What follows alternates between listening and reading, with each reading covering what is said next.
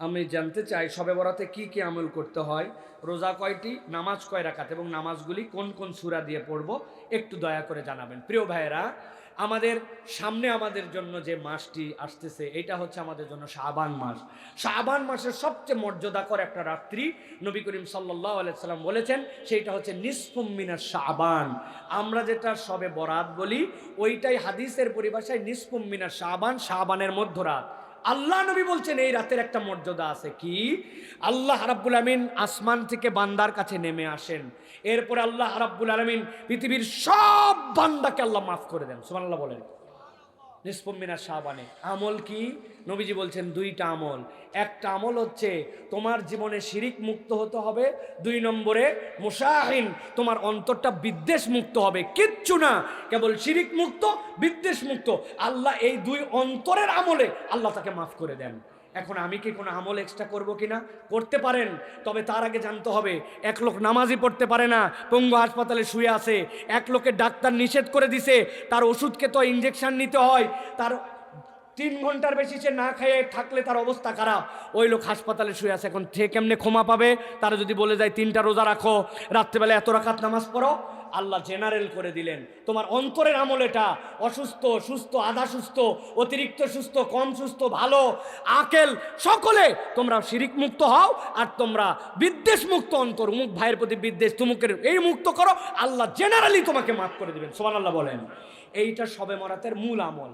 আর 2 নম্বরে রাসূলুল্লাহ সাল্লাল্লাহু আলাইহি ওয়াসাল্লাম থেকে প্রমাণিত আছে যে আপনি চাইলে এই দিনটার মধ্যে সিয়াম পালন করবেন। এই সিয়ামটা আপনার জন্য বরকতের সিয়াম। অতএব আপনি সিয়াম পালন করবেন। রাত্রেবেলা আপনার মন চাইছে আপনার ঘরের মধ্যে অতিরিক্ত সালাত আদায় করবেন, সেটা 2 রাকাত, 4 রাকাত, 6 রাকাত, 8 রাকাত, কিন্তু এইটার জন্য একবার সূরা ফাতিহা, এরপরে একবার ইন্না আতাইনাকাল কাউসার, 10 বারের পরে সূরা ইখলাস। এইরকম কোন তরিকা কোরআন সুন্নাহ দ্বারা প্রমাণিত নয়। অতএব এইটা আপনারা করবেন যে আপনারা সালাত আদায় করলেন, রোজা রাখলেন, আর অন্তরের এই 2টা রোগ আমার আছে কিনা এইটা মুক্ত করতে হবে। এটাই হচ্ছে আপনি যেটা শবে বরাত বলতেছেন, হাদিস যেটাকে নিসফুম মিনাশ শাবান বলতেছে, এইটার আমল। আপনি সারা রাত নামাজ পড়লেন, আগে একটা রোজা রাখলেন, পরে একটা, ওই দিন একটা, কিন্তু আপনার অন্তরটা পয়সা গেছে হিংসা বিদ্বেষে ভরা, কারো উন্নতি দেখতে পারেন না, কারোর প্রতি আপনার ভাল লাগে না, সকলের প্রতি আপনার হিংসায় ভরা মন, কাউরে মাফ করতে পারেন না, উমুকে উমুক করছিল ধরে রাখছেন মনের মধ্যে, এদিকে নামাজে ফাটায় ফেলতেছেন, রোজায় ফাটায় ফেলতেছেন, আপনার এগুলো একটাও কাজ করবে না, আপনার পাত্র ঠিক নাই, ওর মধ্যে কোনো আমল বাঁধবে না, ঠিক কিনা?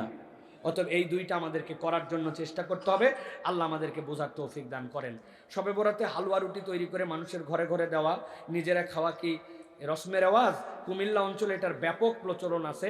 আমরা অনেকে এটা বাদ দেওয়ার কারণে তারা আমাদেরকে ইসলাম থেকে বেরিয়ে গেছি মনে করে, এবং অতি বুঝি এরকম মনে করেন। বিশেষ করে মহিলারা এগুলো করার জন্য স্বামীদেরকে অনেক সময় বাধ্য করেন। বিশেষ করে আমাদের এলাকায় এটি আছে, দয়া করে জানাবেন। প্রিয় ভাইয়েরা, প্রথম কথা ভাই, একটা হাদিস আপনাদেরকে জেনে রাখতে হবে। সেটা হচ্ছে নবী করিম সাল্লাল্লাহু আলাইহি সাল্লামের কাছে আসার পরে জিজ্ঞাসা করছে, ইয়া রাসূলুল্লাহ আইয়ুল আমালি আফদাল, হে আল্লাহ রসুল, দুনিয়ার সর্বোত্তম আমল কি? আল্লাহ নবী সাল্লাল্লাহু আলাইহি সাল্লাম অনেক হাদিসের মধ্যে বলেছেন ইতআমুত তুআম, মানুষকে খাওয়াও। আসমানের নিচে জমিনের উপরে যত অনেক আমল আছে, মানুষকে খাওয়ানোর থেকে উত্তম আমল নাই। সুবহানাল্লাহ বলেন। কেউ যদি তার জীবনে বারাকা চায়, আমার সালাফরা বলতেন 4 পাওয়া জন্তুকে পানি খাওয়াও। অনেক দিন ধরে বরকত হয় না, সংসারে টানাটানি পুরায় না, যা রুজি করি কেন জানি আগায় না। 4 পাওয়া জন্তু মানে কি? 2 পাওয়া জন্তু মানুষকে তো খাওয়ানি, কুকুর, বিড়াল, শুয়োর, গরু, ছাগল। আল্লাহ নবী সাল্লাল্লাহু আলাইহি সাল্লাম যে খাওয়াতে বলেছেন, আম করে রেখেছেন ওইটা। সালাফরা বলতেন বরকতের এইটা, প্রাণীর মধ্যে দয়া করা। এখন কথা হচ্ছে, আমরা যে শবে বরাতের মধ্যে হালুয়া রুটি এইটা খাওয়াচ্ছি, এইটার সাথে আমাদের সম্পর্ক কি? এইটার সাথে আমাদের একটা রেশমের আওয়াজ হয়েছে, এইটা খাওয়ালে মনে হয় পুরা বছর আমাদের জন্য ভাগ্য পরিবর্তন হয়ে যাবে, পুরা বছর আমাদের জন্য ভালো খাওয়ার ব্যবস্থা হবে, পুরা বছর বোধহয় আমাদের জন্য এটা একটা বিরাট বড় পুণ্যের কাজ হবে। এইটা যদি ইবাদত মনে করেন আপনি, তাহলে আপত্তি আছে। কেননা রাসূল সাল্লাল্লাহু আলাইহি ওয়াসাল্লাম সাহাবীদের যুগে, তাবেঈদের যুগে নিসফুম মিনাশ শাবান ছিল, কিন্তু ওই যুগে এই কালচার ছিল না। এখন আপনি যদি এটাকে ইবাদত মনে করেন তাহলে ঝামেলা। কিন্তু এটা যদি আঞ্চলিক একটা কিছু হয় যে হ্যাঁ মানুষ মানুষকে খাওয়ায়, সেটা সব দিনও খাওয়াতে পারেন, আপনার মন চাইছে এই দিনও খাওয়াতে পারেন। আপনার সব দিন সুযোগ হয় না, আপনি শুক্রবারে যেরকম খাওয়ান অন্য দিন খাওয়ান, এরকম খাওয়াতে পারেন। কিন্তু এইটা করলে একটা ইবাদত, এটা যে করবে না তার জন্য বিরাট গুনাহ। হালুয়া বানাতে হবে 8-10 ধরনের, এটা ইসলামের নামে অপসংস্কৃতি হয়ে যাবে। কিন্তু ইসলাম খাওয়ানোকে উৎসাহ দিয়েছে। আপনি নিরেট যদি মানুষকে খাওয়াতে চান সেখানে আপত্তি নাই, কিন্তু মনে রাখতে হবে আল্লাহ রসুলের সুন্নাত এবং ইসলামের প্রতিষ্ঠিত বিধানের মধ্যে নতুন কোনো ইবাদত বানানো যাবে। এখন এটা যদি রসমের রেওয়াজে ইবাদত হয়, বাদ দিয়ে দেন, ইবাদত হিসাবে এটা করা যাবে না। আশা করি আপনাদেরকে সংক্ষিপ্তভাবে বোঝাতে পেরেছি। যে ছেলে 5 ওয়াক্ত নামাজ পড়ে না, সে কি তার পিতার জানাজা পড়াতে পারবে? আমাদের এলাকায় এরকম ঘটনা ঘটেছে এবং অনেক মানুষ এই ছেলেকে আবার নামাজ পড়ানোর জন্য উৎসাহ দিয়েছেন। জিজ্ঞাসা হচ্ছে সে নামাজ যদি পড়িয়ে ফেলে তার নামাজ হবে কিনা। প্রিয় ভাইয়েরা, এখানে 3টা দিক আছে।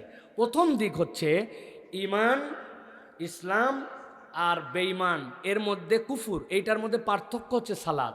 একজন মানুষ যদি সালাত না পড়ে, আমাদের আগেকার যুগের মানুষেরা, প্রথম যুগের মানুষেরা মনে করতেন নামাজ পড়ে না কে? বেঈমান। যে মুসলমান আমার নামাজ পড়ে, আর মুনাফেকও নামাজ পড়তো, জানেন? আল্লাহ নবীর সাথে মুনাফেকরাও নামাজ পড়তো, মুনাফেকই করতো, কিন্তু নামাজ বাদ দিত না। তাহলে উনারা পার্থক্যটাই বুঝতেন, নামাজ পড়ে না মুসলমান না, নামাজ পড়ে মুসলমান। তাহলে আমাদের মুসলমানিত্বর চিহ্ন সালাত, এটা বাদ দেওয়া যাবে না। দ্বিতীয় কথা যেটা, পিতার জানাজার জন্য সবচেয়ে বড় হকদার হচ্ছে সন্তান। পৃথিবীর সব টাকা পয়সা দিয়ে কোনো পৃথিবীর শ্রেষ্ঠ হুজুরকে ভাড়া করেও যদি আপনি তার দিলের যে আবেগ হবে, আর সন্তানের জন্য যদি, পিতামাতার জন্য সন্তান যদি দাঁড়ায়, তার দোয়া যেটা কবুল হবে, নবীজি সাল্লাল্লাহু আলাইহি সাল্লাম বলেছেন 3 ধরনের দোয়া ফেরত দেওয়া হয় না। এর মধ্যে মজলুমের দোয়া, সন্তানের জন্য পিতামাতার দোয়া, পিতামাতার জন্য সন্তানের দোয়া, এইগুলা কবুল দোয়া, সেই হিসাবে হকদার সে।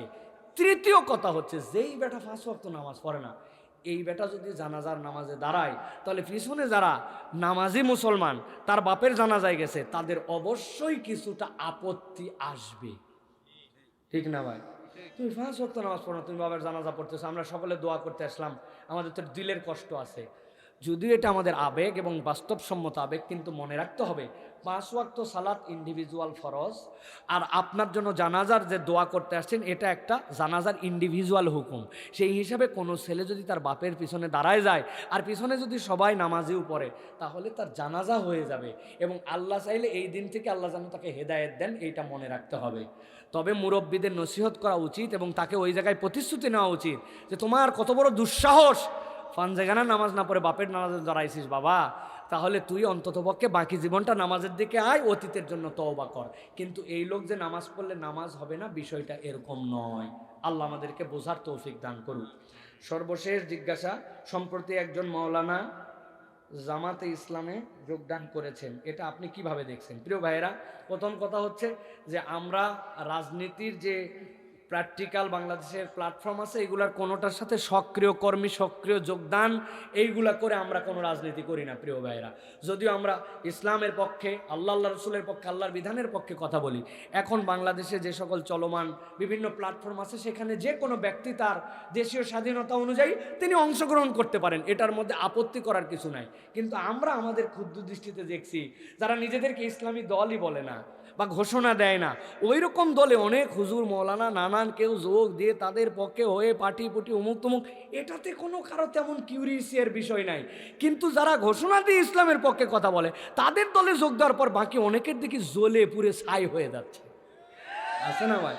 তাহলে বোঝা যায় যে আপনার অন্তরের মধ্যে অনেকের বিদ্বেষটা আছে, ওইটা দলকে টার্গেট করে, ওইটা আপনার বিভিন্ন দলের প্ল্যাটফর্মকে টার্গেট করে। সুতরাং আমাদের সকলের মধ্যেই ভুল থাকবে, ভুলের থেকে বেরিয়ে আসার জন্য চেষ্টা করতে হবে। আর যিনি যারা এরকম করে যোগদান দিবেন, তারা কেন যোগদান করেছেন তারা ক্লারিফাই করলে, তাদের অন্তর না খুঁজে তাদের মুখের বক্তব্যের উপর সন্তুষ্ট থেকে আমাদের চুপ করে যাওয়া উচিত। আল্লাহ আমাদেরকে বোঝানোর তৌফিক দান করেন, বোঝার তৌফিক দান করেন, আমাদেরকে এক এবং নেক হওয়ার তৌফিক দান করেন।